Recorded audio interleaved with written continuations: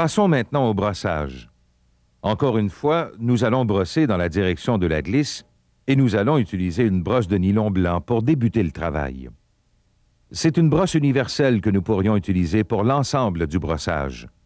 Nous pouvons aussi, comme nous allons le démontrer, utiliser une brosse de nylon blanc pour enlever la majorité de la poussière et des résidus qui demeurent sur le ski et terminer le brossage avec une brosse à crin de cheval qui permet d'éliminer la charge d'électricité statique laissée par la brosse de nylon.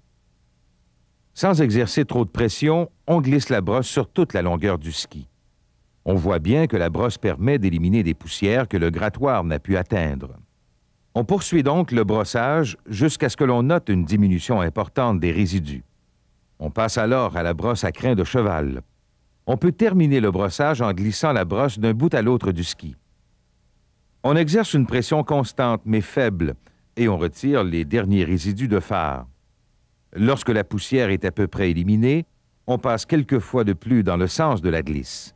Les skis sont alors prêts pour la compétition. Dans des conditions de neige plus froides, on ajoutera une étape supplémentaire au brossage. Afin de s'assurer qu'aucun résidu n'est laissé sur la semelle, on fera un dernier polissage avec un morceau de fibre laine. Le fibre laine est un tissu très doux qui ne laisse aucune structure sur la semelle du ski. C'est dans des conditions plus froides que la neige devient abrasive et qu'elle adhère rapidement aux résidus de fard sur la semelle du ski.